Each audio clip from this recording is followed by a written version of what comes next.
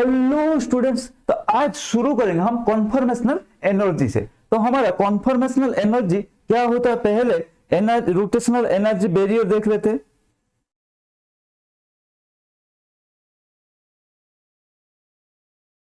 It is the potential energy difference between the most stable conformation and least stable conformation। तो दोनों जो most stable and least stable, इन दोनों के बीच में जो पोटेंशियल एनर्जी का डिफरेंस होता है उसको रोटेशनल एनर्जी बैरियर बोलते हैं। इन जनरल स्टैगर को हम बोलते हैं क्या, ये मोस्ट स्टेबल कन्फर्मेशन।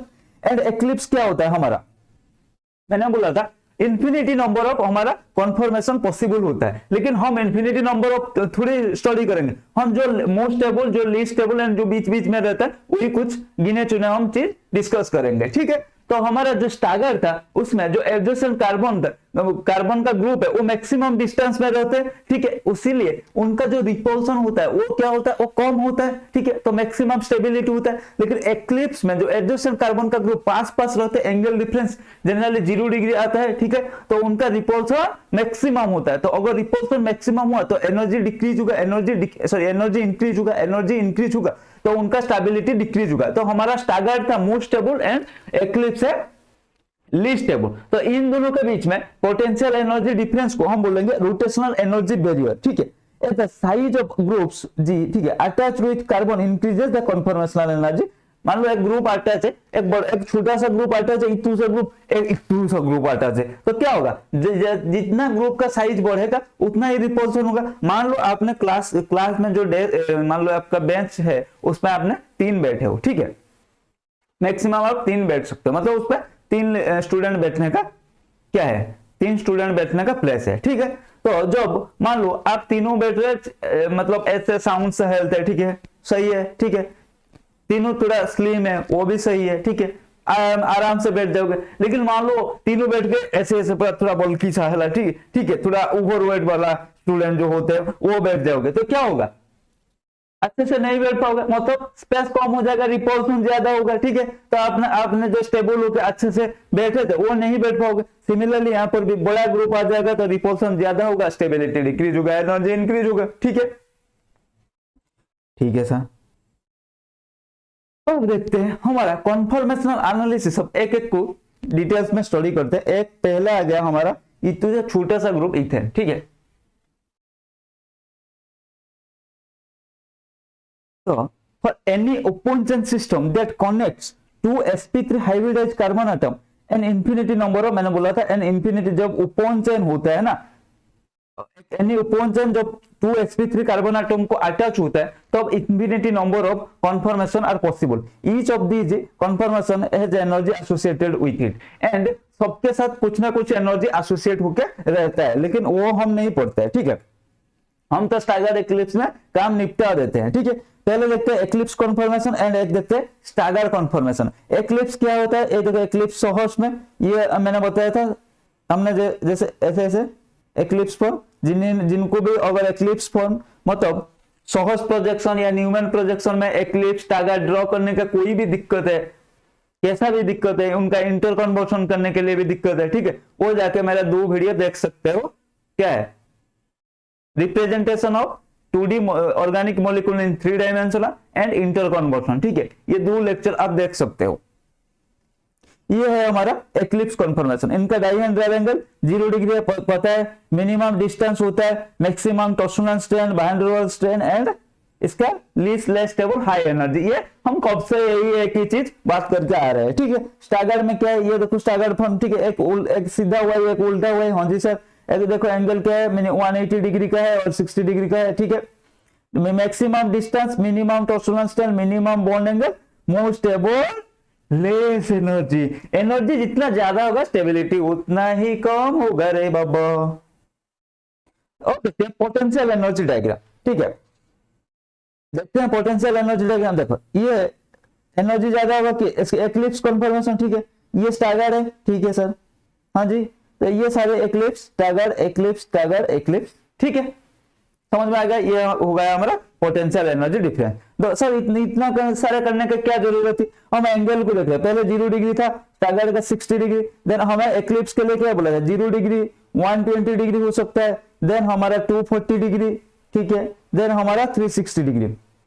यही था एक्लिप्स के लिए, ये था ई फॉर एक्लिप्स स्टैगर्ड के लिए क्या था 60 डिग्री, 180 डिग्री, ठीक है, देन 300 डिग्री। ठीक है, यहाँ पर हमें कुछ डिफरेंस इसीलिए नहीं पता चल रहा है क्योंकि सारे ग्रुप हाइड्रोजन हाइड्रोजन हाइड्रोजन है, मतलब सेम ग्रुप है, इसीलिए तो रोटेट किया 0 डिग्री 60 डिग्री कुछ भी हमें पता नहीं चला, मतलब 0 डिग्री जैसा देख रहा है, 120 ऐसा ही दिख रहा है हमें, 240 ऐसा ही दिख रहा है, 360 ऐसा ही दिख रहा है। ठीक है, जब अब ये इथेन था, जब हम प्रोपेन ब्यूटेन की बात करेंगे तो अब थोड़ा पता चलेगा क्योंकि वहां पे CH3 एंड हाइड्रोजन दोनों ग्रुप आ जाएंगे। ठीक है,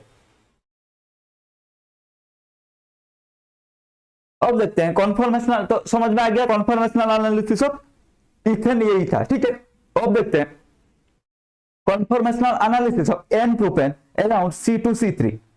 क्या सर, वहां तो कुछ नहीं था, अबे वहां इथेन में कहां कार्बन है, 2 ही तो कार्बन है, सॉरी ये इथेन लिख दिया राइट, ये 2 ही तो कार्बन था, इसमें क्या लिखना है C2C3। एन प्रोपेन मतलब नॉर्मल प्रोपेन, C2C3। ठीक है, C2C3 मतलब ये हम CH3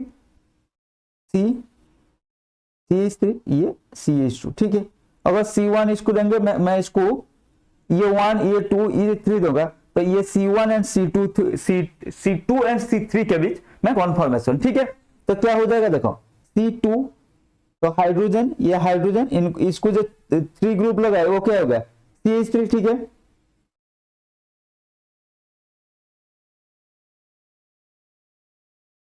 ये क्या हो जाएगा C3 अगर बात करेंगे, हाइड्रोजन हाइड्रोजन हाइड्रोजन। ठीक है, वहां पर दोनों क्या था, वहां पर जब हम इथेन की बात कर रहे थे, इथेन में क्या था, दोनों कार्बन को 3 हमारा हाइड्रोजन ग्रुप था, यहाँ पे एक कार्बन को मतलब C2 को मान लो एक CH3 एक हाइड्रोजन C3 के तीनों ग्रुप हमारा हाइड्रोजन है। ठीक है, अब हमें पता चलेगा 0 डिग्री 120। ठीक है, थोड़ा डिफरेंस अब महसूस होगा। ठीक है, देख रहे हो ये वाला यहाँ पे एक बॉन्ड मिस है। ठीक है, ये वाला ऐसे हो सकता है, ये इसका एक्लिप्स सोहर्स फार्मूला, ये न्यूमैन प्रोजेक्शन। ठीक है, ये हमारा स्टैगर्ड फॉर्म, ये हमारा स्टैगर्ड कन्फर्मेशन। ड्रॉ करके दिखाओ, अरे ड्रॉ करना है, ये बात है। ठीक है, देखिए पहले हम एक्लिप्स को लेते हैं, ये दोनों क्या है, दोनों सीधा वाई डायगोनली हम ज्वाइन कर देंगे। ठीक है, देन हमारा इसको मान लो 2 देता है, इसको 3 देता हूं। ठीक है, देन क्या था CH3 था। ठीक है, हम लिख देंगे CH3 hydrogen hydrogen hydrogen hydrogen hydrogen. ठीक है, फिर इसको अगर स्टैगर्ड करना चाहूंगे, मैं एक काम करता हूं, इस यहाँ पे हाइड्रोजन रखता हूं, यहाँ पे CH3 रखता हूं। ठीक है, ये थोड़ा अच्छा होगा, ये एक्लिप्स हो गया क्योंकि हमने यही लिखा है यहाँ पे, देखते हैं, देखो यहाँ पे ऐसे ही लिखा। हाँ जी सर, ठीक है, अब इसको क्या करते हैं, मैं थोड़ा इसको हम, ये था एक्लिप्स पर, इसको हम स्टैगर्ड में कन्वर्ट करेंगे, तो एक वाई को एक सीधा वाई को मैं उल्टा वाई बना देता हूं। ठीक है, हो गया सर, हो गया। ये CH3 यहाँ चला जाएगा, मैंने बताया था कैसे करते हैं, ऐसे ऐसे ऐसे, यहाँ हाइड्रोजन, यहाँ पर तो हाइड्रोजन है, दोनों हाइड्रोजन यहाँ रहेगा, ये हाइड्रोजन हाइड्रोजन हाइड्रोजन। ठीक है, हो गया। एंड हमारा स्टैगर्ड तो ये तो न्यूमैन तो और भी इजी है। ठीक है, तो आप वहां जाके देख सकते हो कैसे राइटिंग करते हैं। ठीक है, in the eclipse form of propane, अच्छा क्या है, methyl hydrogen are in close proximity, मतलब आसपास है। ठीक है, इसीलिए experience greater repulsion as they compare to hydrogen hydrogen repulsion in the eclipse form of ethane. तो इथेन से, इथेन में क्या है, मैंने बताया इथेन से तीनों ग्रुप हमारा, मैंने क्या बताया, मैंने बताया ही नहीं, मैंने क्या बताया सर, क्या आपने बताया, आपने नहीं बताया, क्या बोल रहे, मतलब हमने देखा है। ठीक है, मैं बताने, मेरा बताने से क्या होता है, हम देख क्या है, जो इथेन में जो सारे हाइड्रोजन ही था। ठीक है, तो हाइड्रोजन हाइड्रोजन बीच के repulsion compare two methyl hydrogen के बीच में रिपल्सन, क्या मिथाइल थोड़ा बड़ा ग्रुप है। ठीक है, दोनों छोटे छोटे ग्रुप के रिपल्सन और एक बड़ा एक छोटा ग्रुप के रिपल्सन ज्यादा होगा, तो इथेन में थोड़ा, प्रोपेन में थोड़ा एक्लिप्स ग्रेटर रिपल्सन एक्सपीरियंस करता है इन कंपेरिजन टू हमारा इथेन। ठीक है, देखो यहाँ पे हमें पता चला 60 डिग्री रोटेट करेंगे, पहले ये था, इसको 60 डिग्री रोटेट करेंगे, ये एक्लिप्स था, ये स्टैगर्ड हो गया, समझ रहे हो, मतलब एक को कांस्टेंट रखा मैंने, ये वाला को जो फ्रंट कार्बन है, ये वाला फ्रंट कार्बन है उसको कांस्टेंट रखा, बैक वाला को हमने 60 डिग्री रोटेट कर दिया। ठीक है, 60 डिग्री रोटेट कर दिया, देन देखो 60 डिग्री, फिर इसको फिर इसको एक बार 60 डिग्री रोटेट करेंगे तो ये यहाँ चला जाएगा, ये यहाँ आ जाएगा, ये यहाँ आ जाएगा, ठीक है, आ गया। देन फिर 60 डिग्री एक बार और रोटेट करेंगे तो क्या होगा, एक को मैंने बोला जो फ्रंट कार्बन है उसको हम कांस्टेंट रख रहे हैं, हमारे सब बैक कार्बन को हम रोटेट कर रहे हैं। मान लो उसको एक व्हील की तरह हमने पकड़ा, ठीक है, स्टीयरिंग की तरह, जो कार में होता है स्टीयरिंग की तरह हमने पकड़ा, बस धीरे धीरे 60 डिग्री रोटेट करते आ रहे हैं, ठीक है, ऐसे रोटेट किया 60, फिर ऐसे, फिर 60, फिर 60, फिर 60, ठीक है। देन हम और जाएंगे, फिर 60 डिग्री इसको रोटेट करेंगे तो क्या हो जाएगा, ये इधर चला जाएगा, ये इधर चला जाएगा, ये इधर आ जाएगा, ठीक है, ठीक है, एक कांस्टेंट है। अगर दोनों को साथ साथ रोटेट करेंगे तो कोई नहीं मिलेगा, सेम ही मिलेगा, ठीक है। मान लो फ्रंट को भी हमने 60 डिग्री रोटेट किया और हमारा बैक को भी 60 डिग्री रोटेट किया, तो डिफरेंस क्या है, दोनों तो एक जैसे एक जगह जाके रह जाएंगे, ठीक है, नहीं ऐसे नहीं, फ्रंट को कांस्टेंट रखना, फ्रंट बोलेगा भाई मैं कांस्टेंट हूं, ठीक है, बैक तुम रोटेट करो मेरे चारों ओर, तुम रोटेट करो 60 डिग्री में, ठीक है, बैक तारा अपना काम में लग गया, 60 डिग्री रोटेट करने लग गया, ठीक है।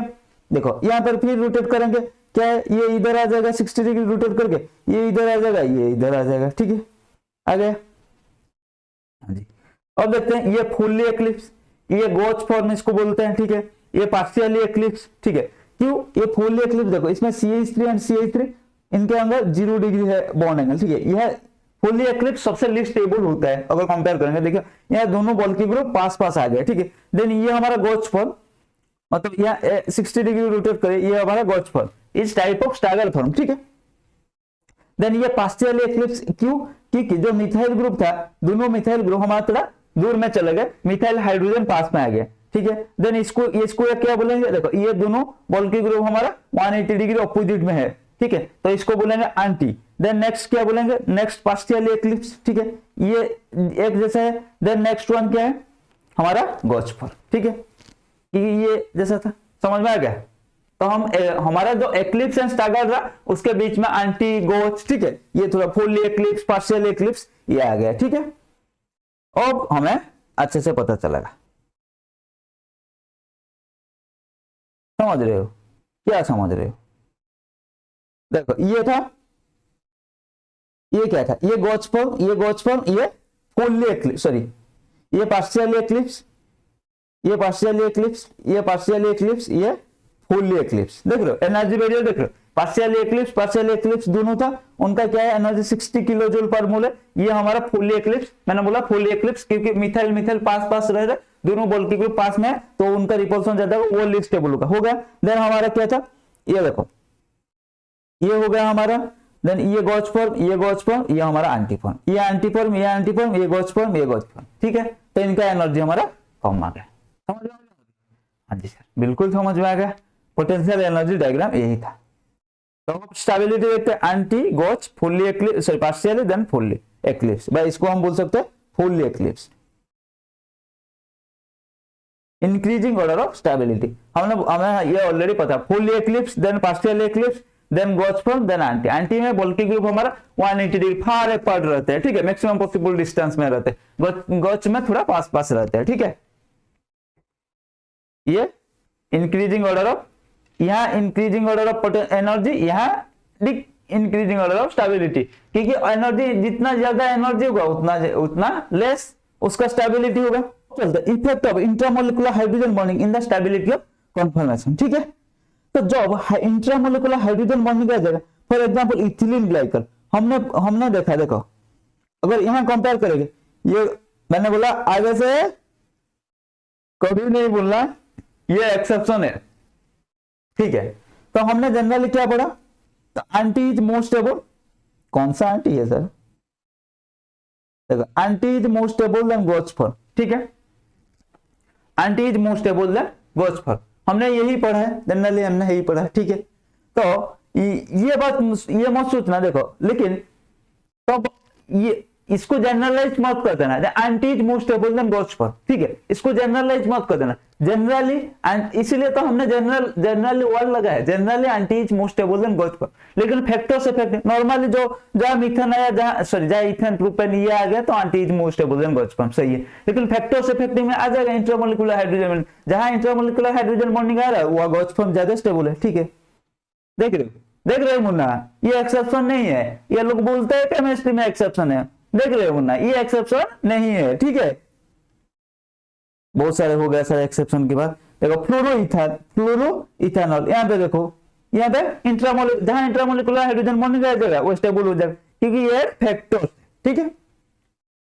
अब क्वेश्चन देखते हैं, which of the following is the most stable form of ethane 1,2 dial, which of the following is most stable form of ethane 1,2 dial. हम ढूंढते हैं सर, इसमें तो हाइड्रोजन बॉन्डिंग हमें पहले ही दिख गया, ये एंटी फॉर्म है, ठीक है। ये नहीं नहीं नहीं नहीं नहीं सर, यहीं पे ही सिर्फ हाइड्रोजन बॉन्डिंग है, इसमें इंट्रामोलिकुलर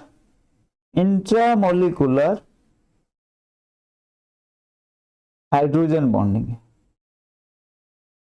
ठीक है। इसीलिए ये मोर स्टेबल है, मोर नहीं, ये मोस्ट स्टेबल है, ठीक है। समझ में आएगा? हाँ जी सर आ गया, बिल्कुल आ गया। अब देखते हैं डाइपोल मोमेंट, गॉस फॉर्म का डाइपोल मोमेंट कुछ होता है, गॉस फॉर्म का डाइपोल मोमेंट ज्यादा होगा, क्योंकि देखो यहाँ पे दोनों रिजल्टेंट वेक्टर सब एक ही जैसे जा रहा है, ठीक है। लेकिन एंटी फॉर्म का देखो एक दूसरे का कैंसिल करा है, तो गॉस फॉर्म का डाइपोल मोमेंट जनरली हमारा एंटी फॉर्म से ज्यादा होता है, ठीक है। ये याद रहेगा। तो दोनों एक फैक्टर है इंट्रामोलिकुलर हाइड्रोजन बॉन्डिंग, जो हमारा गॉस फॉर्म को ज्यादा स्टेबल बनाता है। जहां इंट्रामोलिकुलर हाइड्रोजन बॉन्डिंग रहेगा वहां एंटी से गॉस हमारा ज्यादा स्टेबल होगा। एंड अगर हम कंपेयर करेंगे एंड डाइपोल मूवमेंट का बात करेंगे, तो देखो गॉस फॉर्म में जनरली हमारा क्या होगा, जो resultant dipole movement same direction में जाएगा दोनों का, लेकिन अब एंटी फॉर्म में थोड़ा कैंसिल हो जाएगा, ऑपोजिट डायरेक्शन में चला जाएगा, ठीक है। अब इस कॉन्फर्मेशन जर्नी को, ठीक है, आज यहीं पे थोड़ा ब्रेक देते हैं, नेक्स्ट क्लास में शुरू करेंगे हम इसका जो किंग है कॉन्फॉर्मेशनल आइसोमर का, जो किंग है कॉन्फॉर्मेशंस ऑफ कॉन्फॉर्मेशनल आइसोमेरिज्म ऑफ साइक्लोअल्केन, ये इस जर्नी का हमारा किंग है, उसको नेक्स्ट क्लास में शुरू करेंगे। तब तक के लिए बाय बाय।